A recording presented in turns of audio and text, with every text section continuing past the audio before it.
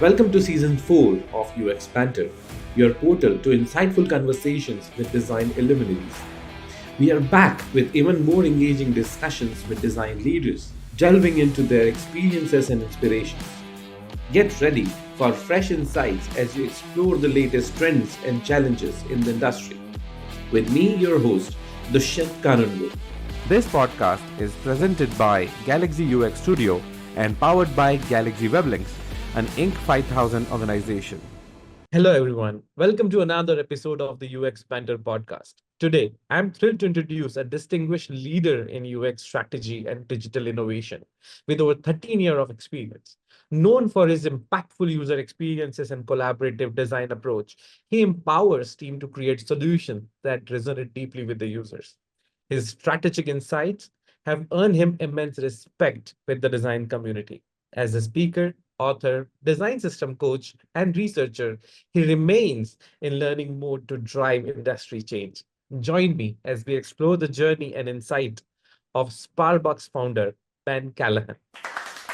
Welcome to the show, Ben. Hey, it's so nice to be here. Thank you so much for having me. So, overall, we've been following you for quite some time now, and it's a privilege to finally have you on the show.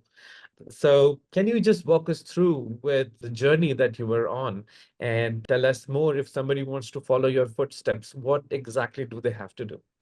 Ooh, that's a big question. I started my career as a computer science major, actually. And so I studied computer science. I was a software engineer for about 5 or 6 years right out of school.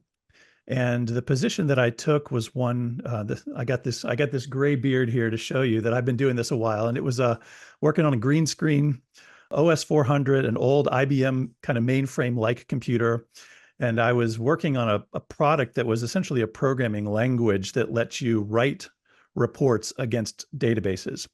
And so this was kind of before GUIs were really popular, graphical user interfaces were popular. And I learned a ton in that short time. And about 4 or 5 years into my career there, that same company started a new team. And this team was building a Windows graphical application that was going to be an interface to the reporting language I was working on. And so essentially they were building a UI that would create the code I was kind of working on as a product. And so I was watching this team get started, and the work was lackluster to say to say the least. Basically, what they did is they looked through all of the functions that we made available in the programming language, and they put a button for every one right across the top of the window. And so it was very much just like a programmer's way of creating an interface, And I remember watching this happen and thinking, this is not going to be something that's actually usable by people. And so I was kind of the squeaky wheel for a while, right? I made a lot of noise and eventually got moved on to that team and spent a little bit of time helping them to try and think a little bit differently about how we might create a better experience for the users of this tool. I quickly fell in love with design, with user experience, and kind of left that role and kind of jumped out on my own to sort of explore that opportunity a little bit more. And so I ended up starting a company called Design District, which was a small kind of independent design UX and some front-end development kind of company. We did some local websites, nothing big, but over the years, we sort of grew and grew and grew. And eventually that merged and turned into what is now Sparkbox. And with Sparkbox, we've built some of the largest design systems out there with massive companies like Gap and DocuSign and other organizations like this. So it's just been a slow and steady climb of trying to figure out how we can really kind of shift people's perspectives and really get them to focus on the users on the other side of the screen of the applications and software that we build. I think design systems have always been one of those exercises that people don't get at the first go. I mean, as far as my understanding is that it is something, it's never finished. You have to keep working, keep adding, keep maintaining it. And if you are, managing it quite nicely, then in the longer run, the results or the outcome that you can get out of it is immensely helpful. I mean, financially, be it, profitability wise, anything you wish to upgrade or update as a change in the future. There is a lot of cost saving that goes after you put a bit of an effort very early on while you're starting out. So how do you go about educating others the benefits of a design system? This is a really good question because, especially right now in the industry, even just as early or as recent as earlier this week, I've seen companies, large organizations that have made significant investments in design system teams, letting those teams go. And this is still continues to happen in the industry. And I think the question that you're asking is actually one of the most important ones. How do we show the value of a system? And that's tricky because design systems are generally not something that is immediately connected to an increase in profit or revenue for an organization. So when things get hard financially, a company looks around and they say, who can we afford to let go? And they're looking for that direct connection.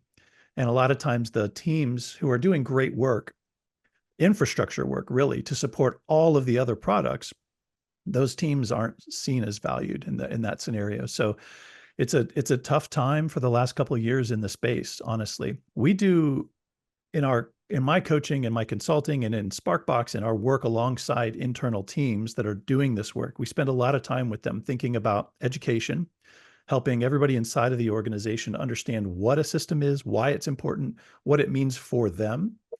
We do a lot of work with what we call engagement. So just not only educating those people about the benefits, but also trying to understand what's going to actually help them do their jobs better. That's really what those are our customers, the internal teams, right? So we treat them like a normal product would be looking externally at users. We think of the internal teams as our users. And then, of course, evolution, right? Like moving the system forward. And we try to do that in a way that it's solving real problems for people. So it's those three things are kind of the constant, that's sort of the constant focus for us. We've done some interesting studies too to show it just from an efficiency standpoint, how much of an impact a system can have when it's built well, when it's in, being used. And the numbers are quite staggering, so I think the data is out there to show the value. I think it's up to these individual teams to try and understand what's important to their organization and really make the case, connect the dots for those leaders to see the value. As any large scale enterprise is concerned, I think it is easier to say that there are cross-functional dependencies and there is one person in charge of taking the decisions, or maybe a group, but they can actually go on and say that across the organization, we are going to use this particular language.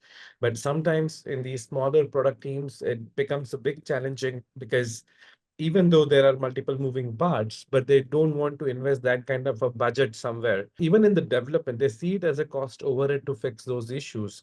How do you go about recommending, the implementation of design system as a library? Do you think that an independent code base should work, or a Figma file is sufficient, or do you think using a tool which can host the design system is going to be a great idea? This is a tricky one because the answer, of course, is it depends. This is Every funny. question in UX is It's going to true. come to an answer. It's so true. It's so true. And I don't mean to make light of the question, but the truth is we've been building systems for the last 8 to 10 years for companies of all different sizes. And I don't think we've built the same thing twice. And that's because the crux, the bones of this are the same, but the skin and the muscles and all the ways that it actually moves and grows are very organic. And I think of them as not as a product, but as a program that has to exist inside of an organization. And when they're done well, they really become the way we build digital interfaces. And so in that way, it's as much culture as it is tooling, it's as much process as it is assets for people to use. And so we spend probably 2/3 of the effort, I think, is in writing really good documentation and training people to actually understand that's where they go to get the answers they need. And then also just thinking through the processes around the system. How do the people actually interact in and around this thing? In terms of what the system like tactically is for people to use, I am not dogmatic in any way, because I think as long as we're getting the benefits that we need, I don't actually care what it looks like. So it could be as simple as some guidelines written out, right? That's the beginning of a system. Figma's become a tool. You mentioned this, that all these teams are using because they've been very intentional in terms of the features that they offer to be able to support reusability and, configuration of components. And so I think those kinds of features in a tool make it really appealing for a systems team. And I think most of the folks we work with are finding a lot of benefit in the use of something like Figma. But I also think that a system has to exist at a different level than at the tooling, right? I think of it as a conceptual thing. And so if we take the classic example of a button, right? Everybody in systems talks about a button because it's a nice, simple, clear sort of unit of work, right? But we think of that as a component. I think that button has to exist conceptually. We have to understand what is a button for us in the interfaces that we release. Now, at this moment in time, we may need our design team to have access to a button asset in Figma. So for that team, we may release to them a Figma button. Now, our UX team may be using something different. They may be using Acture or some other prototyping tool. And so we may create an asset for them that is also sort of an instantiation of the button in their tooling. And our engineering team may need something in Vue or React or Angular, or you name any platform, right? We can offer to them an asset that is one of those tools, right? And so all of those things are going to change. And what needs to stay constant is the concept of a button. And so this is where documentation really comes in, where we have to actually think through what is a button for us? What are the words we use to talk about all the different pieces? What's a border called? What is it called when we have an icon? What do we call the text? What's the background color versus, all of these things, the language, right? So back in the day, while we were working with one of the smart picture frames organizations, so they wanted to define the entire language and the system that actually works within the parameters. So they also were very clear about it was that there was some sort of design maturity within the organization because it was dealing with delivering artworks of, say, Van Gogh into your living room over the top. And so they wanted to ensure that all the gestures and everything that is, kept in line with the interactions or even on the mobile apps that they were offering. So there was the big process that for any new component, there has to be a ticket raised, but it gets designed, then it is updated in the design system with the approval. Then it goes to the development. Development adds it to the library, and then there is an email that is sent across the board that this is a new component which is introduced and updated. And here are the places that you can actually access it. Even though it sounds like too much, but I think it was a very successful exercise for them to manage it across the board. And we played active part in that.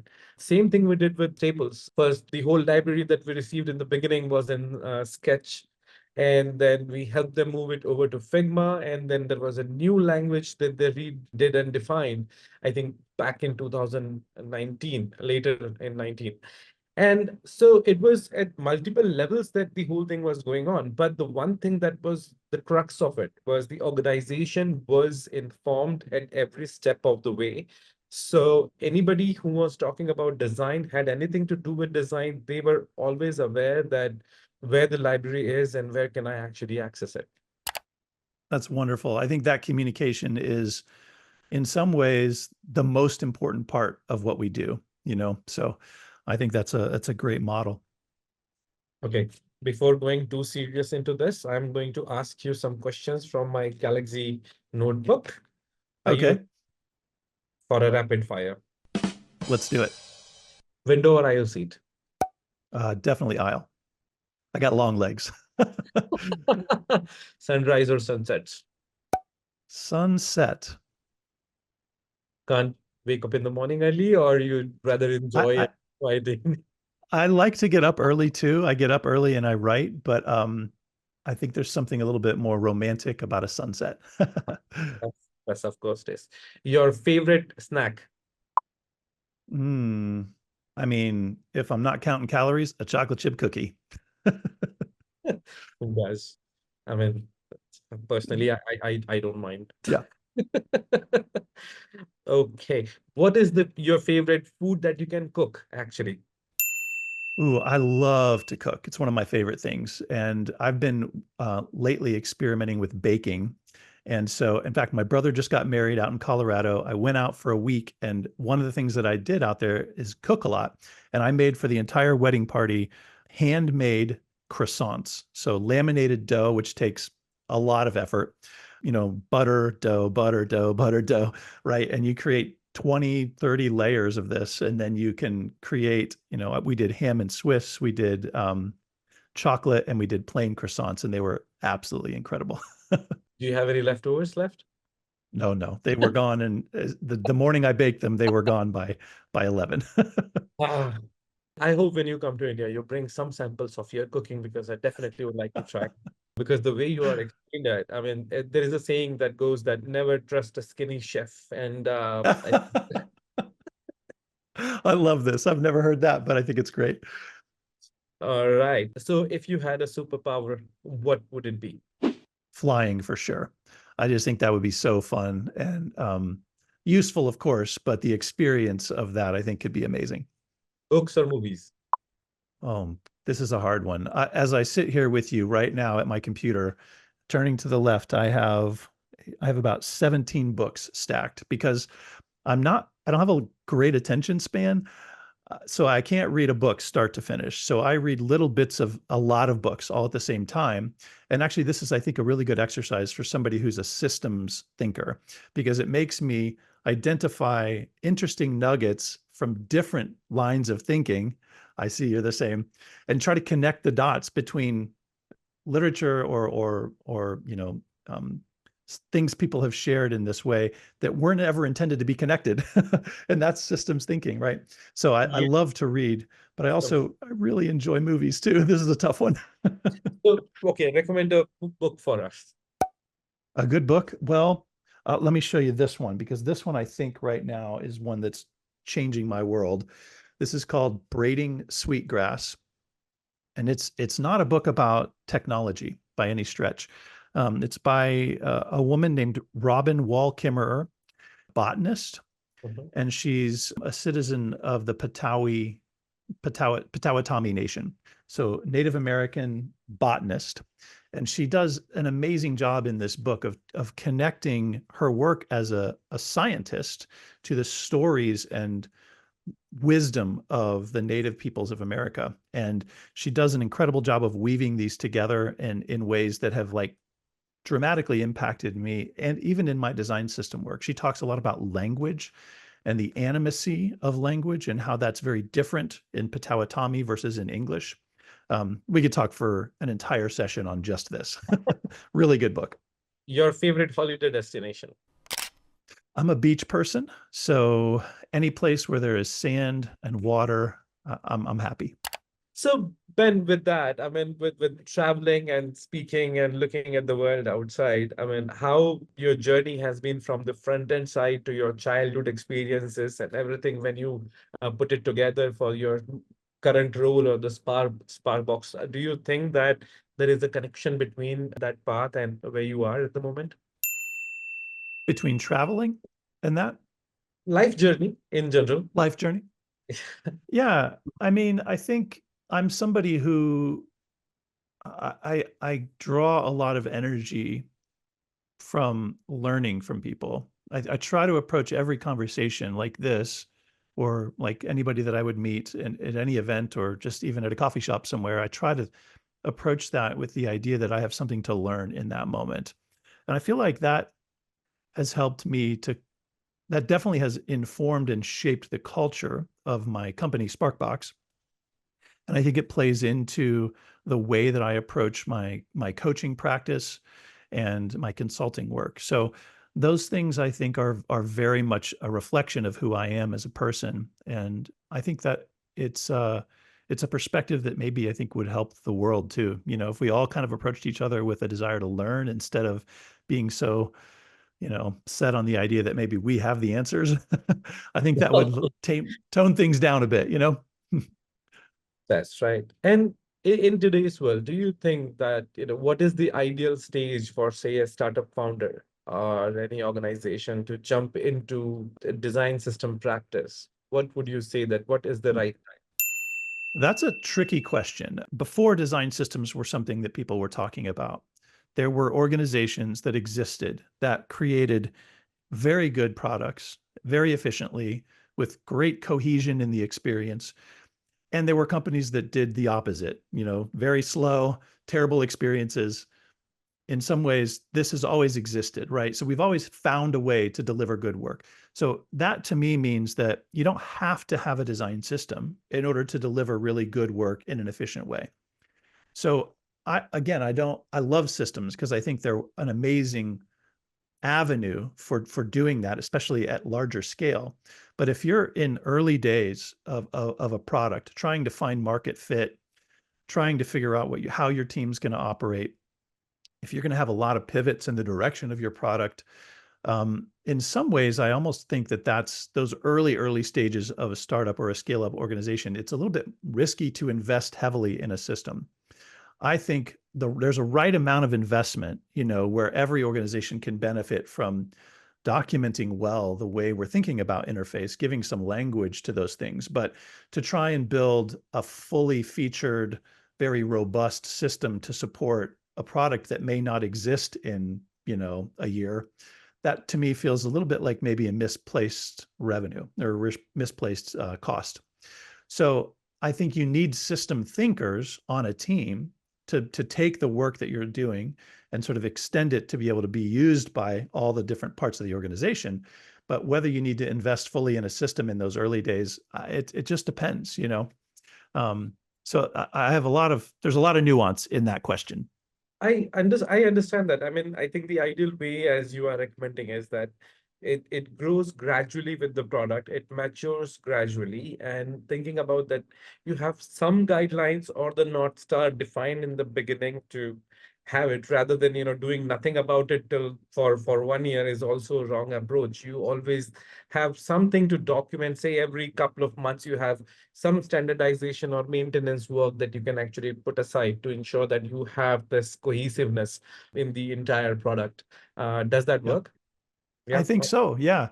And without that kind of intention in the work, what happens is, these sort of disparate parts of the experience drift apart. Right. And so what you end up with is what you've seen probably many times, an organization where they haven't thought about that at all for years.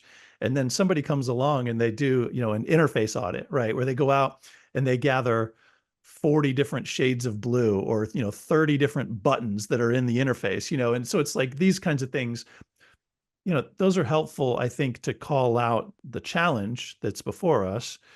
I don't like those exercises because they are also not sort of a unifying approach, right? That's like me saying, hey, look at all the ways that we've failed. Give me money now and maybe we'll do better next time, right? So I prefer the opposite of like looking around and saying, hey, we're doing really good things too, right? Most organizations have both. They have some challenges and some, you know, successes. And so to go out and find the places where in your product, you've done an incredible job. You've created a really magical experience. And then to say, hey, look, see how good we can operate. Let's take that and let's systematize that. Let's make that available to the rest of the org. That's a more compelling case than let's go, fix all of our buttons, right? So that's kind of how I tend to think about it. All right. So anybody who is listening and is interested in knowing and learning more about how they can improve their organization's design system or offer it to further put into practice or their management, they can always get in touch with Ben for design systems coaching. I think Sparkbox is one of the brands that he operates in, and there is another agency that I'm forgetting the name of. Please Yeah, take. my own consultancy is called Learning Mode. So Ben runs a company called Learning Mode. It's an agency that offers coaching or help you set up the design systems for your organization and get everything that you ever imagined in line with what is supposed to be doing. The importance of design systems is something that, the more you read about it, you learn more and you get convinced by it. But the hardest part, I believe, is convincing engineering to put budget allocation to it. What do you think about that? It's interesting. I think it depends on the organization. I've learned that because we sort of standardized on this phrase design system, people tend to think of it as a design job.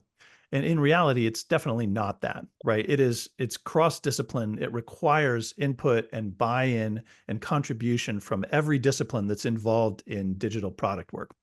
And so I actually have learned that designers get the scent of this design system thing. And because the tooling in the design space has evolved rapidly in the last few years, they look and they say, we can work systematically. And they go to engineering and they say, look, this is how we should be working. And the truth is, engineers have been working systematically from the beginning, right? That's how programming works. If you just look, we by default, we create things that are reusable, a function, a class. These are reusable pieces of code, right? That's just innate in the work. And so I think that sometimes there's a defensiveness that happens from engineers because designers are coming to them saying, this is a new way of thinking. And engineers are like, we've been thinking this way the whole time. So if you approach them in the right way, they're actually very excited about this, right? To see that the way they've been thinking and working all along, finally, other parts of the organization are starting to also find ways to align with that. That's a very different model, a very different mental approach to the problem. And when you take that tack, I think they're actually excited to participate and very willing to help. I think over the years, I have delivered myself the design system for clients in PDFs, in sketch files, Figma libraries. We have delivered vanilla HTML and CSS, JavaScript-based versions, and the entire thing was built using React. And I think one of the places that we have to deliver everything using React components. And I was dead against it, that if what happens in the future, if you want to change the technology, look, my dog. So he just wants to catch up with me, but that's all right. Love it.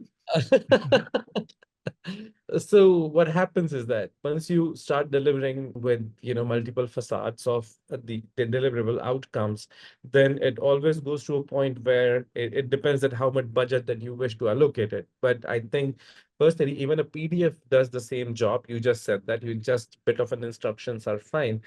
To a point where how much budget that the organization is willing to invest, because the guidelines are set, even if it is a PDF file or a Figma file or a Word document, for that matter.